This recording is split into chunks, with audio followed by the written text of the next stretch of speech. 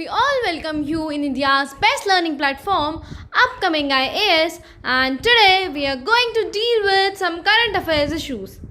And the topic of the discussion for today is about the personalities series which we are going to cover. So ये personality series में third personality के बारे में होने वाला है.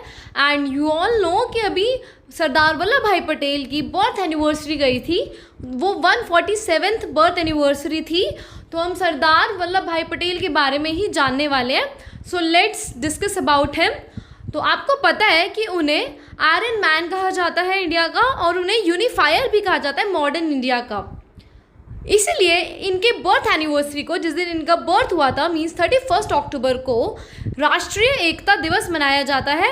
और इनका बर्थ 31 अक्टूबर 1875 को गुजरात में नादियाद में हुआ था. और 22 की एज में ही वॉज मर्टिकुलेटेड एंड इनको डिस्ट्रिक्ट लीडर्स एग्जामिनेशन क्लियर करते ही ये एक लॉयर बन गए, which enable him to practise law.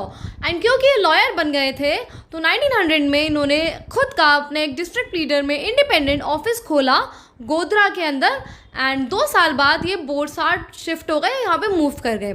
क्योंकि एक लॉयर थे तो इन्होंने बहुत ही ज़्यादा अनअसाइलेबल केसेस सॉल्व करे हैं और उनको विटनेस भी करा है. और जो इंडियन इंडिपेंडेंस की स्ट्रगल थी उसमें इंडियन नेशनल जो लीडर्स थे उनको काफ़ी हेल्प भी करी है, ये बता के कि अब जो नेक्स्ट ब्रिटिशर्स की पुलिस है उनका क्या मूव होने वाला है, या फिर जो वहाँ की ब्रिटिश गवर्नमेंट है वो कैसे एक्ट करने वाली है.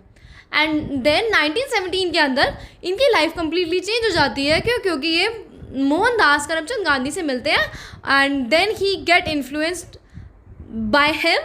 और इसीलिए हम इन्हें कह सकते हैं कि इंडियन इंडिपेंडेंस में इन्होंने बहुत ही ज़्यादा एक इंडियन नेशनल कांग्रेस का लीडर का जो रोल है वो काफ़ी अच्छा निभाया है.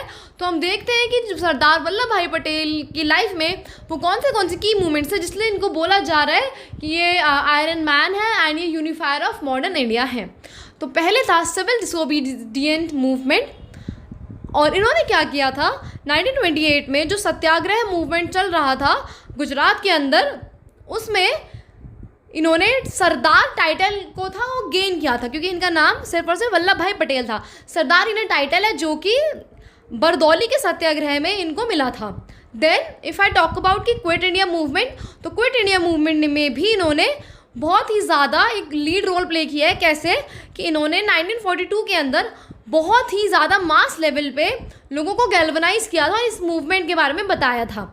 और अगर हम पॉलिटिकल इंटीग्रेशन की बात करें तो 500 से ज़्यादा प्रिंसली स्टेट्स को इन्होंने इंडिया के अंदर 1947 में जोड़ा था, जो भी एक बहुत ही ज़्यादा बड़ी बात है. इसलिए इन्हें यूनिफायर बोला जाता है, यूनिफायर ऑफ मॉडर्न इंडिया बोला जाता है, क्योंकि 500 प्रिंसली स्टेट्स को कन्विंस करना, सारे पीपल को गैल्वनाइज करना एंड एक यूनियन ऑफ इंडिया बनाना ही अपने आप में एक बहुत बड़ी बात है.